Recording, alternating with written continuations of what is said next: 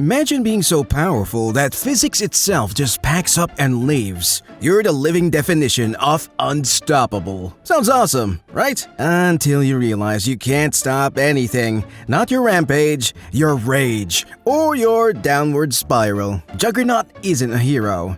He's what happens when a gym bro finds religion. And it's demonic. One shiny red rock later and boom! Cosmic steroids with a lifetime subscription. Now he's doomed to plow through life like a human tank powered by unresolved childhood issues. Everyone loves the idea of an unstoppable force, until you realize he's not running toward glory, he's running from therapy. So yeah, today we're cracking open the helmet of pain and chaos to find out why it actually sucks to be the Juggernaut. Let's start with the curse itself. Being unstoppable sounds cool until you realize it's the world's most exhausting gym membership with no cancellation policy. Juggernaut doesn't walk into a room, he demolishes it. Accidentally, every single time. You know how people say, take a break, breathe, find balance? Yeah, Juggernaut can't even slow down long enough to blink properly. The man's life is one continuous sprint through drywall, cars, and emotional unavailability. Cardio powered by trauma. And the worst part, he doesn't control it.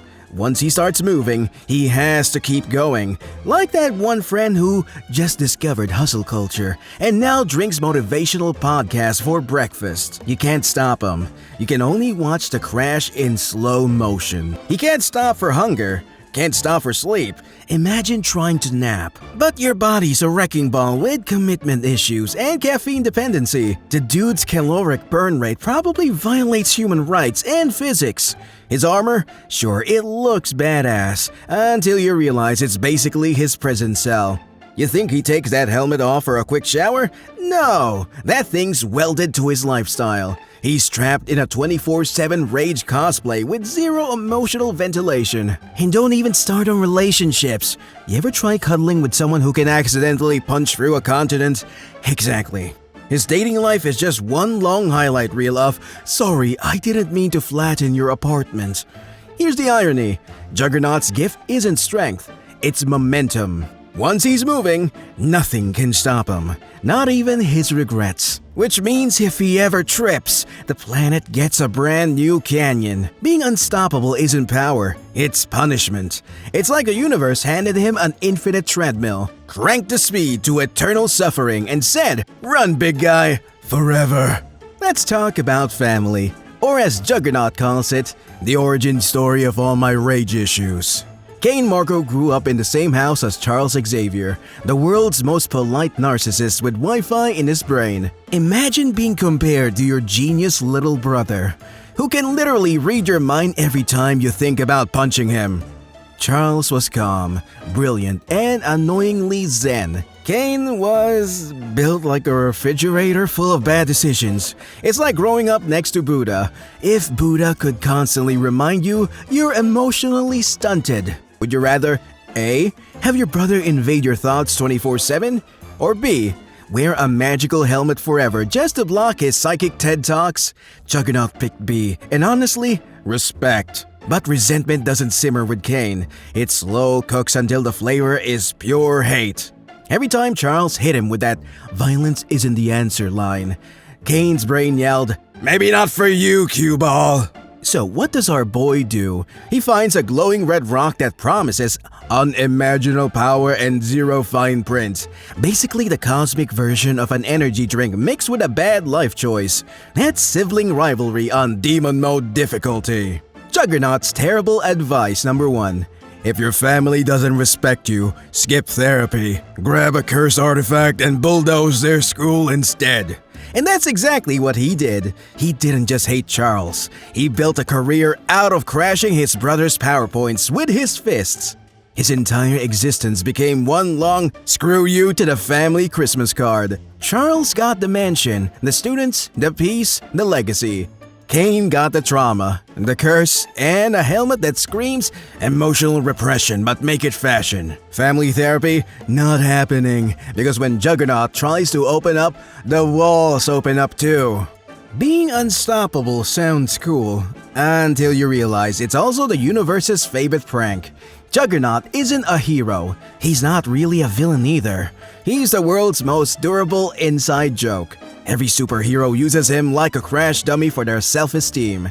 He's been punched through mountains, blasted into orbit, buried under cities, and banished to dimensions where physics gave up trying to explain him.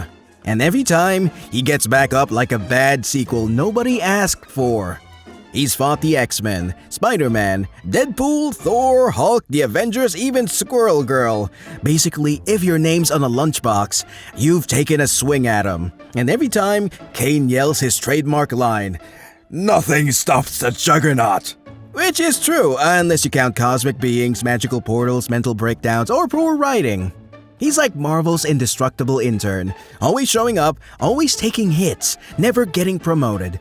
When the universe wants to flex a new hero's power, who do they call? Kane Marco, the unbreakable jobber. He doesn't win, he demonstrates. The guy's entire existence is a tutorial level for someone else's power-up. At this point, it's less "nothing stops the Juggernaut" and more "nothing books the Juggernaut" for meaningful screen time. Every few years, Marvel dusts him off, lets him rampage through some walls, and then sends him back to irrelevance like, "Thanks, big guy, your suffering is content." It's a curse. He's too strong to die, too dumb to retire, and too iconic to ignore. Even Deadpool treats him like a recurring side quest. Punch, banter, repeat. And you know the saddest part? Somewhere deep down, Kane still thinks the next fight might finally earn him respect. Spoiler, it won't. The universe has him typecast as the guy who runs headfirst into plot devices until someone smarter tells him to stop. He's not unstoppable, he's unlearnable. So yeah, Juggernaut's a force of nature, but mostly in the way hurricanes are. Chaotic, destructive, and everyone just waits until he passes before cleaning up the mess. Alright, let's talk about how Kane Marco went from angry gym bro with family issues to angry demigod with family issues. It all started with that shiny red rock, the crimson gem of Cyttorak. The kind of thing you find in a temple and think, yeah, this definitely won't ruin my life. Kane touches it and boom! He gets possessed by a demon who basically says, "Congratulations! You've subscribed to an infinite rage and zero refunds." Suddenly, Juggernaut's not just strong, he's unstoppable. The kind of unstoppable where physics looks at him and goes, "I'm out." But here's the part they don't put on the brochure. Cyttorak doesn't give gifts, he gives leases. The gem doesn't just empower Kane, it owns him. Every time Juggernaut smashes a wall, Cyttorak's sitting in the background going, "Good boy, now go break another city." It's divine MLM energy. Join my cult and recruit 10 more destructive maniacs, and maybe one day you'll be the Crimson Champion. The power was supposed to make him a god. Instead, it made him a mascot for anger management gone wrong. Imagine your entire existence being powered by the magical equivalent of a Red Bull and bad decisions. And Cyttorak? He doesn't even care about Kane's suffering. The dude just wants chaos. Juggernaut could be in the middle of a heartfelt redemption arc and Cyttorak's like, "Nah, destroy the orphanage for the brand." It's tragic. The guy's biggest win in life wasn't finding purpose. It was finding Wi-Fi strong enough to summon a demon. What makes it worse? There's been other Juggernauts. Cyttorak's basically speed dating hosts. He's handed out his power to Colossus, even a guy named Mankiller. Like bro, if your demon sugar daddy replaces you twice, that's not divine favor, that's a performance review. And Kane knows it, that's why he clings to the title so hard, because without it, he's just a dude who grew up in his brother's shadow, lost control of his temper, and sold his soul to prove he mattered. So yeah, infinite strength, zero peace. He got his glow up, but it came with a demon in the fine print. So now that Kane's basically a demonic wrecking ball, let's revisit the family trauma. Because no amount of mystical power can fix decades of emotional damage, especially when your stepbrother is Charles freaking Xavier. These two are the ultimate sibling rivalry. One can move mountains with his mind, the other just moves through mountains. It's like watching psychic chess versus guy headbutts board. Charles became the world's most powerful telepath, founding schools, mentoring mutants, probably winning every argument before it even starts. Meanwhile, Kane was busy discovering new ways to make drywall extinct. You can feel the resentment oozing out of him. Every time Juggernaut charges at the X-Mansion, it's not just another attack. It's years of "Mom like you best" compressed into 10,000 pounds of emotional damage and testosterone. Xavier tries to talk reason, because of course he does. "Kane, you must control your rage." And Kane's like, "Cool story, Baldilox. Let's see how reason holds up against unstoppable mass." And every time, the fight ends the same way.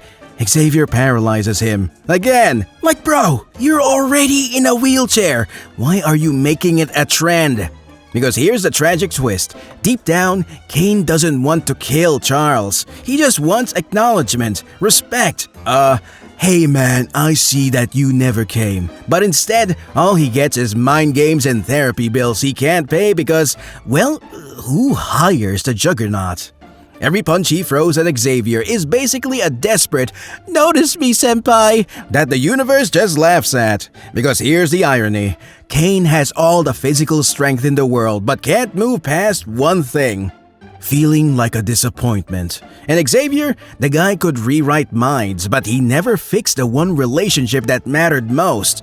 So yeah, the ultimate telepath and the unstoppable force, not brothers, not friends, just two broken men proving that even in the Marvel Universe, therapy would have been cheaper than another property damage claim. Here's the part Marvel doesn't brag about. Juggernaut actually tries to be better. Yeah, the same guy who once used Wolverine as a lawn dart has also had "I'm a changed man" phases. Problem is, fate treats his redemption arcs like expired coupons, void after one issue. He's joined the X-Men, he's fought for mutants, he's tried hero work. Every time, he gets 5 minutes apiece before someone yells, "Hey Kane, remember that time you leveled downtown Manhattan?" And suddenly he's back to punching tanks again. The guy's life is basically a loop. Punch, reflect, apologize, relapse, repeat. If character growth were cardio, he'd have the most shredded conscience in comics. But no matter how hard he tries, the world doesn't let him evolve. You can almost hear the Marvel writers in the background. Fans are bored. You know what time it is? Reset to rampage. And just like that, every bit of emotional progress gets bulldozed. Back to square one. Back to smashing. It's tragic. The only thing that's truly unstoppable about Juggernaut is his character regression. And here's the thing, Kane wants redemption. He's not a full-blown sociopath. He's a man who keeps realizing, too late, that he can't outrun his reputation. No matter what he builds, people only remember what he broke. So he keeps trying. He joins superhero teams, helps rebuild cities he destroyed, even apologizes, but nobody sees it. Nobody believes it. It's like watching a bull try to volunteer at a china shop. And every time he takes one step forward, someone, Deadpool, Xavier, the writers, yanks him 10 steps back. He's cursed to live the same emotional Groundhog Day forever, doomed to learn lessons the universe refuses to let him keep. That's the cosmic joke of Juggernaut. He's indestructible on the outside, but fragile where it actually matters. He can't be stopped, except by growth. Here's the punchline to Juggernaut's whole existence. He can't lose, but he also can't win. He's trapped in this eternal paradox, the universe's most unstoppable force with absolutely nowhere to go. Every wall he breaks just leads to another one. Every battle ends the same way. He walks away alone, covered in rubble and regret, like a demolition company that forgot to send the invoice. That's the curse of being the Juggernaut. You can't die, you can't grow, and you can't escape the thing that made you what you are. Imagine waking up every day knowing that your only purpose is destruction. And even when you don't want to destroy, people still expect you to. So, you lean into it. You become the monster they already think you are. Because being hated is easier than being misunderstood. And that's a tragedy. Cain Marco isn't evil. He's just stuck playing the role the world keeps casting him in. Every time he tries to break free, Cyttorak yanks the leash. Every time he wants peace, someone whispers, "Unstoppable," and the mask goes back on. He's the ultimate cautionary tale, proof that strength without freedom is just another prison. You can armor your body, but not your soul. You can silence doubt, but not loneliness. Even Deadpool, who's basically a walking punchline, once said Juggernaut's the saddest tank alive, because he's not fighting enemies anymore, he's fighting meaning.